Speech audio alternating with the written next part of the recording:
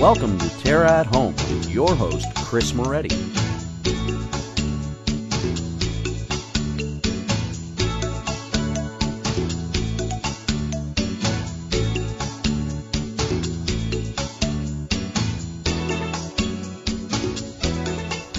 Good morning and welcome to Terra at Home. The sun is shining, it's finally spring, and I'm here with the TERRA Landscape Coach, Laura Bitner. Thanks for being with us, Laura. My pleasure. Now that spring is well underway, we're at the end of April now, we're starting to see all the leaves coming out, the landscapes are coming to life, and I'm sure you've been a busy girl. Yes, the coaching has geared up quite nicely, and we are out all day, every day, giving advice. Yeah, landscape coaching is not just about implementing new gardens and all of that sort of stuff, but you also do troubleshooting as well for the most common garden problems. Exactly, yes. And you know, in this kind of post-pesticide ban we've been in for a year now in Ontario, there are a lot of different options, a lot of different things that can be done to help combat different problems that we're seeing on our plants. So for many people, it's sort of about learning a new bag of tricks where sometimes the go-to solutions that we once would have reached for without thinking, maybe those products aren't available anymore. So we need to sort of familiarize ourselves with what is on the market and how it works and the simple switches we can make. Yeah, and that actually isn't just for the homeowner. I mean, it's been for the industry as well. Yeah. Really getting on board with what is available and what we can use. Of course, you can visit any TERRA location and talk to our experts about what you can use and what you can't use, and more information about the pesticide ban and how that works. But Laura here is going to give us a rundown on the most common garden problems and their current solutions. Yes, probably the very most common garden problem is lawns. Yeah. Oftentimes it can be hard, especially in spotty areas, to grow nice, thick green grass. And again, with the introduction of the pesticide ban last April, we've had to, make some changes. So Scotts has put on the market Easy Seed as of last year, and what it is seed fertilizer plus a mulch that you can do in spot treatments. The mulch acts as a water holding capacity, so that when it actually tells you when to water. You water, it gets dark. When you need to water, it gets lighter. So it kind of is its own self-contained little factory of grass right in a bag. And that's a great system. We spoke to Scotts last week actually about for spot treatments. So that's an ideal product for if you've got patches from winter damage, which is really common your lawn is starting to come back to life, or perhaps pet damage, or areas that have been dug or shoveled over the winter. That's an ideal solution. Exactly, and even with the Easy Seed, it needs at least 4 hours of sunlight a day. Okay. But underneath a tree, if it's getting some sun, at least 4 hours, this is your go-to. So that's a good one. Secondary in lawns, I suppose, from spot damage are weeds. Now into the end of April and May, we're starting to get into major weed season where those pre-emergent seeds have now germinated, and weeds that have been persistent in the lawn are much more apparent, and we've got a new product to deal with those too. Yes, and this is very exciting. This is Scotts EcoSense Weed Be Gone, and it is a selective weed controller. So you can spray it on to most broadleaf weeds like dandelions, clover, plantain, and it will kill the weed but not kill the grass around it, which is something, again, since the pesticide ban went into effect, that has been hard to do. And you've probably seen people out there with their screwdrivers trying to get the dandelions out down below the surface. So this is going to be one of our best friends this year as well. And that actually, it's a natural product that works with iron, I understand. Yes. And it systemically kills the weed. Exactly. You apply it to the foliage, and then it gets right down to the root, and you don't have to worry about it again. Hooray! No more pulling. I think for general control of problems in our gardens, in our lawns, something that we always stress is that healthy, vigorously growing plants are more resistant to problems. So fertility is a big thing, and giving plants nutrients that they need is going to be one of your best tools to avoid problems before they start. Yes, for sure. And again, the organic choice fertilizer is great. It's multi-purpose for all types of gardens, whether it's vegetable, ornamental, or annual beds even. So basically it's just a product that you amend the soil with, and you just sprinkle it on basically, and then it will keep going for a couple of months. So you only have to apply it a couple times during the summer. So this more one's of a slow release. Yeah, this is specifically sort of a mix that you work in with the soil, but there are different forms of fertilizer too. Yes. They come in spikes, they come in all sorts of different types that we can use too. In pellets, and oftentimes for myself, a slow release fertilizer is what I want to use, so I don't have to keep applying it over and over every week. That's always nice. Moving on to fungal issues. We won't see them yet in gardens, but as we get into the heat of the summer, more humidity, more stagnant air, and our branches growing closer together, that's when we start seeing problems like powdery mildew and black spot on roses. Yes. So all those fungal issues are not all that much fun, but we have some products to deal with those too. Yes, garden sulfur.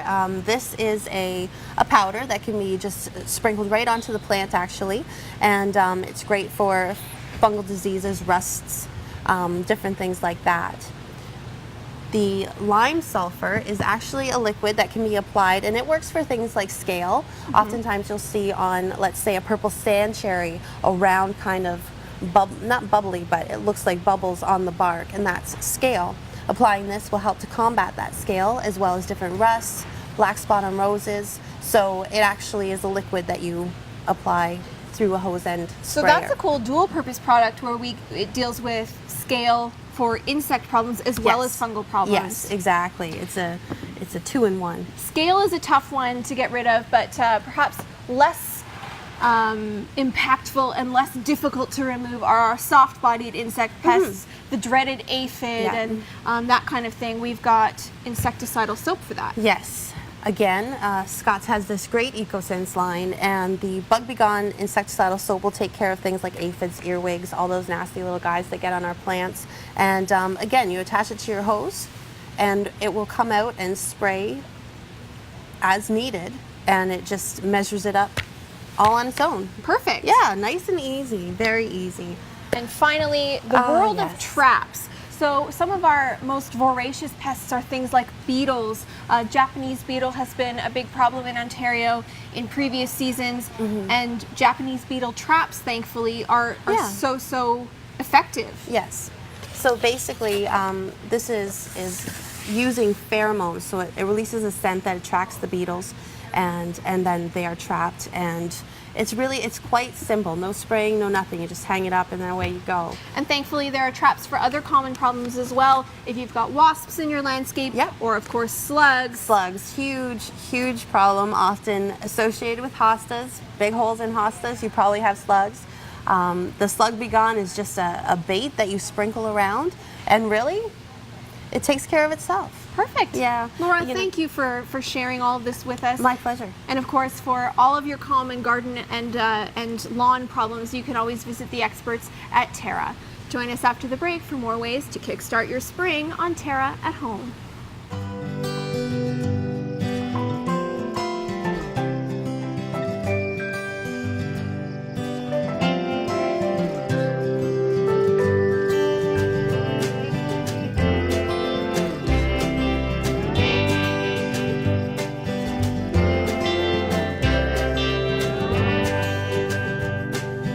Come and explore the new Terra, where color lives.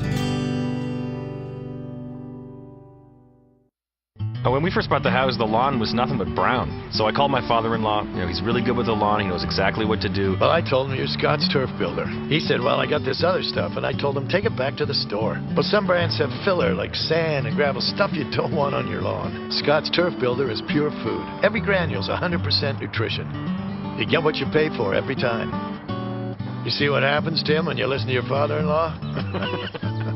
All food, no filler. That's the Scott's advantage.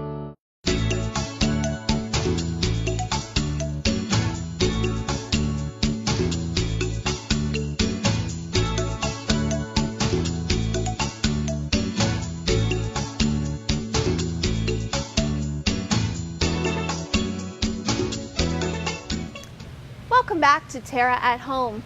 Earlier today, Coach Laura and I were talking about some of the most common garden problems and their solutions. And I think one of the most common problems for many people is not enough space. However, you can still have a fantastic garden without even a yard to plant in. I'm going to show you some of the tricks of the trade when designing and planting containers for your outdoor spaces, whether it be a balcony, a patio, or anywhere close to your home.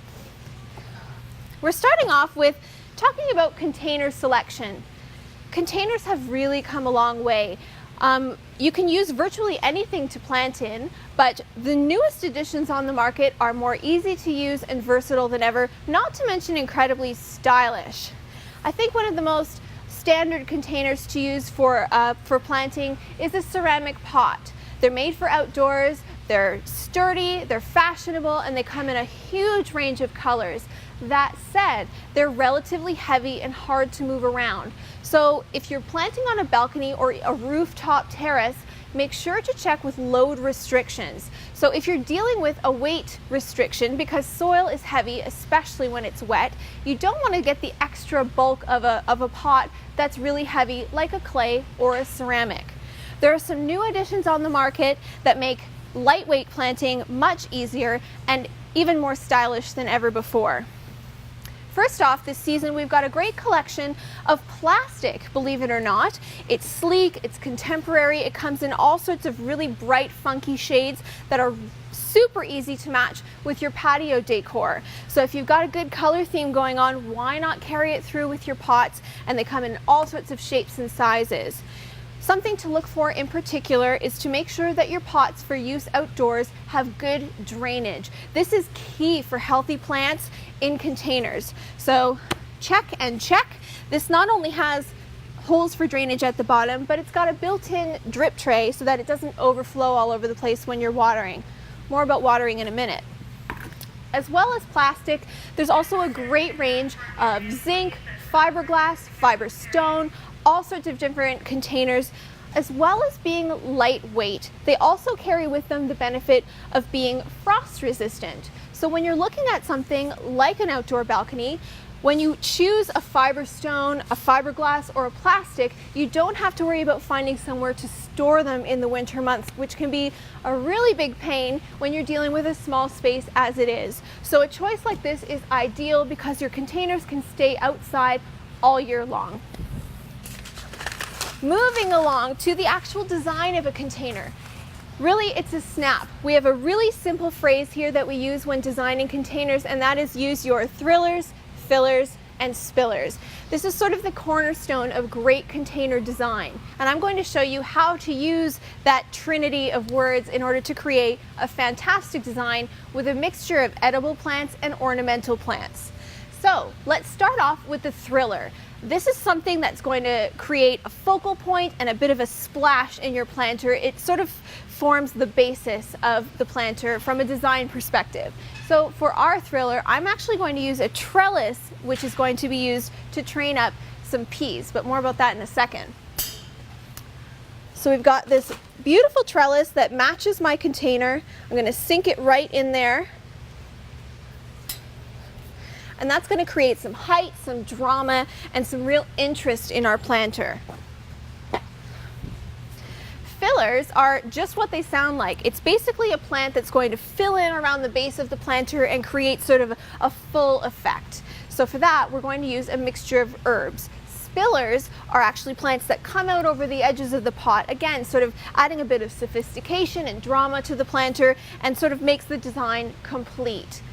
One of the biggest trends sweeping gardening this season is edible gardening. Whether it's in a container or out in your garden, mixing edibles with ornamentals is a great way to enjoy this trend. Just because you have a small space and you're using containers doesn't mean you can't get on board with the grow your own frenzy. Whether you choose to use some of our incredible edible line already grown for you at Terra or growing your own from seed, you can enjoy edibles in your own backyard.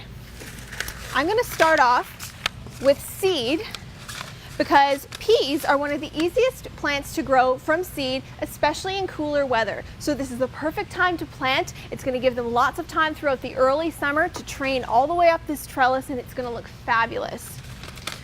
When you're choosing plants to use, take a look for things that specifically are made for containers. There are all sorts of varieties of seed that have been chosen specifically for their adaptability to container situations. So I'm going to start off with a great heirloom variety of peas, and that's going to form the center of my planter.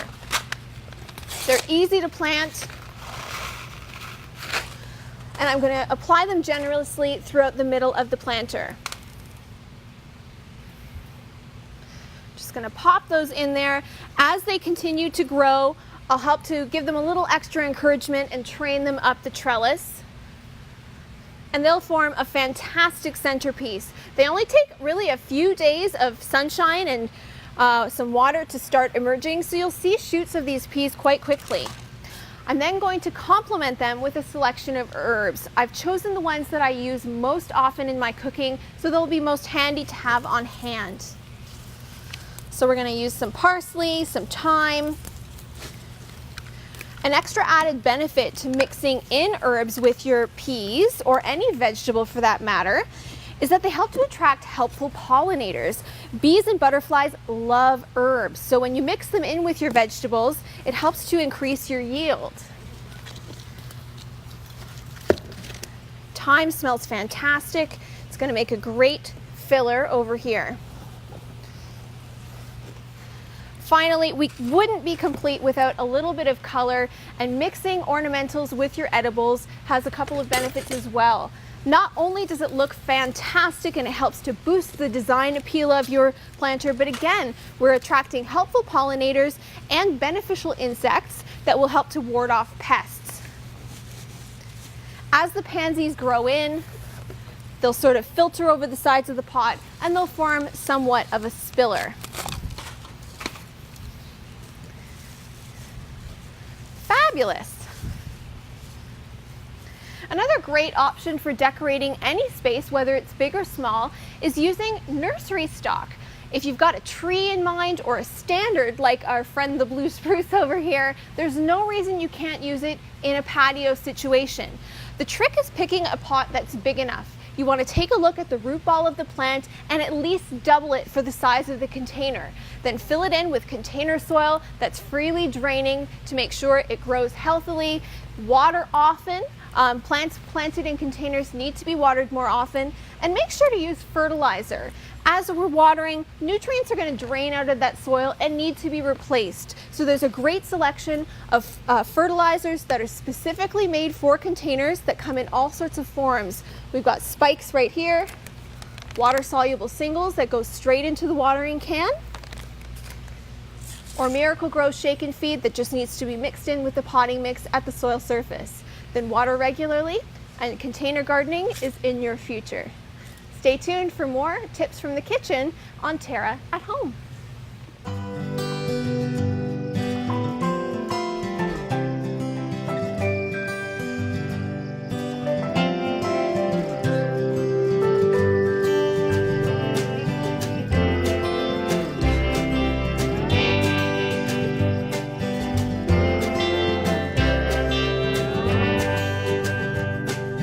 Come and explore the new Terra, where color lives.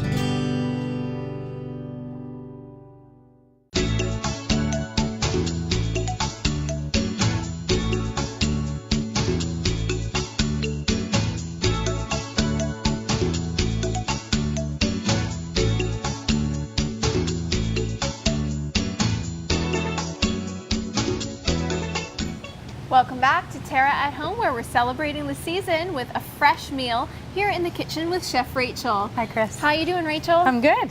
I'm very excited for a fresh spring meal. It's the end of April now, so what better way to celebrate than with some lamb?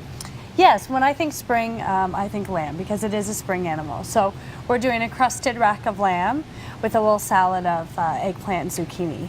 You have some interesting equipment going on here. What's happening? I do. So this is called a mandolin, and it's used for thinly slicing, I guess anything. I'm using it for vegetables in this case. So I'll show you how it works. Now there's many different kinds you can get. Sure. In this case, this is the plastic one. And there's different settings that you can slide in here to determine the thickness of your vegetables, okay? So I've got the smallest setting here, and I'm gonna slice my eggplant zucchini this way. So we'll just cut off the top of each. I also have some shallots too that I'm going to add to that. And we have lots of nice fresh herbs that we're going to bring together in this whole meal. Gotta have the fresh herbs in the spring meal. Lamb goes very well with both rosemary and mint, so I'm going to incorporate both of those herbs into this dish. Sounds great. So it's just as easy as this. Just slide it down there and it will cut it into nice thin slices. Interesting. Okay, so the purpose of a mandolin, I suppose then, is to have really consistent and really thin slices that you wouldn't be able to get manually? Yes. Okay. Now, if you don't have a mandolin, you can definitely cut them manually. Or even for this salad, you can cut the vegetables into cubes. Okay. Toss them in oil and we're going to roast them after. So yeah, nice thin slices here. We'll throw the end one out. We'll do a couple more of these and then This will be really handy for maybe making pickles too in the fall or late summer to get those really nice thinly sandwich slices. yeah, you can cut just about anything on this. So we'll arrange these on our baking sheet here and then we're going to put some oil and our herbs on top. We'll do the zucchini next. Okay. So these are nice fresh vegetables that we're going to mix with a vinaigrette later, and it'll make a nice accompaniment for the lamb. Now, So we're gonna roast these, you said? yes. Okay, so we have our zucchini, and then we'll do some shallots as well. Okay, that you. aside. Oh. Now, usually the mandolin comes with a protector, so you're not Risking your fingers. Exactly. Just for purposes of showing this here, I'm not going to use it, but you do want to be very careful because it is sharp. Right. Okay, so we'll just set that aside. That's about it. Cut the core off of that and sprinkle these on. So we're going to just brush this with a little bit of olive oil. Okay. And while I do that, maybe you can chop up some of this fresh rosemary for me. Yeah, okay, sounds good. So we're just There you using go. fresh herbs in combination here. You chose rosemary because it goes really well with mint or with lamb, I'm guessing? Yes, exactly. Chose rosemary for the vegetables, and we're going to put the mint in the mixture for the lamb crust. Now, if you had limited herbs on hand, would you advise using the same herbs in both the vegetables and the lamb? You can definitely do that. You know, they all go so well with the lamb that you know, usually when I eat lamb, it's crusted in the rosemary, marinated with the rosemary, and then I serve it with a mint sauce. Okay. So you can definitely use both of them, but if you only have one on hand, if you have a favorite, you know, mint is a little different with savory foods maybe because it is a bit sweet. So if Yeah. you just prefer the rosemary, you can use the rosemary for both of these. So we'll need some mint as well. Should I chop some of We that? will need some mint. We're going to do the lamb next. We'll get these vegetables ready, and then these can just go in the oven and roast in there. I'll sprinkle it with salt and pepper. We're going to get these nice and soft in the oven and then toss them with our vinaigrette. So it's a little simple side dish. Salt and pepper and the nice fresh rosemary. That's perfect the way you've chopped that. Nice and small. Now, I suppose if you wanted to fire up the barbecue because it's sunny out, it's nice, we could do the veggies in foil on the barbecue as well rather than in the oven? Yes, of course. I love doing grilled vegetables on the barbecue when the weather starts to get nice out. Okay, so the veggies are all ready to go in. Okay. They look nice. Now onto the lamb. We'll switch this over. Now this is just a rack of lamb. This will be good for about 2 people. And I have gone ahead and cleaned up the bones here.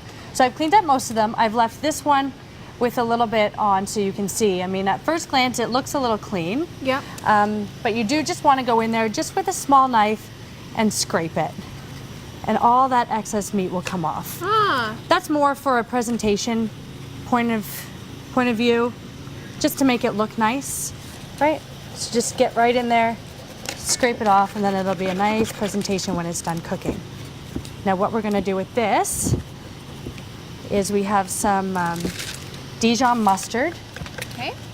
And then we're gonna crust it with the breadcrumbs. So I have a bowl of breadcrumbs here. You are chopping up the mint there. I am. So I'll get you to add that to the breadcrumbs when you're done. And maybe some lemon zest as well. Okay. Here's the zester. Thank you.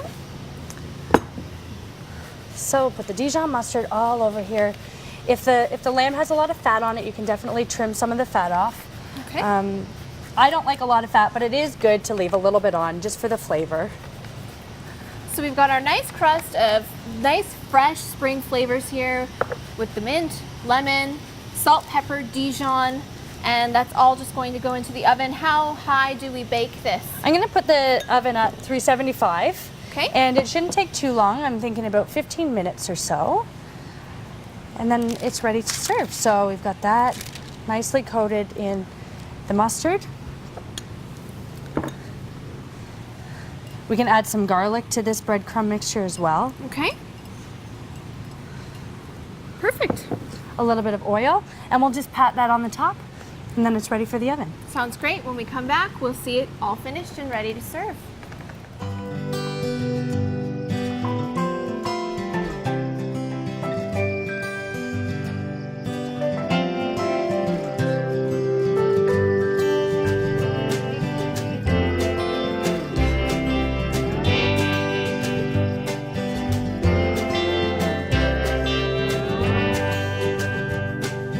Come and explore the new Terra, where color lives.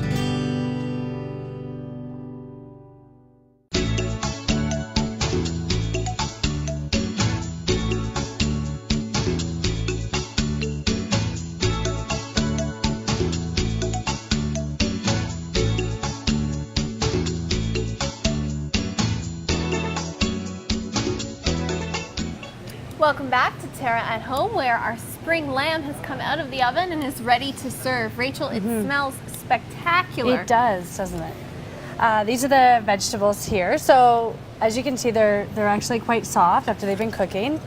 So we're just gonna put these all into the bowl here and toss it with a little bit of red wine vinegar. Just a little touch to give it some flavor. So those roasted, we sliced them nice and thin with the mandolin. They roasted in the oven with rosemary and salt and pepper and olive oil, and wow, they look perfect. They look good. Okay, so for the shallots too, nice and crispy, those shallots. Okay, and then like I said, just a touch of red wine. You could make a vinaigrette too if you like, with a little bit of olive oil, but we'll just put a little bit in there. Nice and fresh. And then a quick toss. So if you want to plate this on the plates there, I will cut into this beautiful lamb. Sounds great. There is your knife. Thank you. Now the lamb roasted in the oven, it took about, what, half an hour or so? About half an hour by the time it was all done.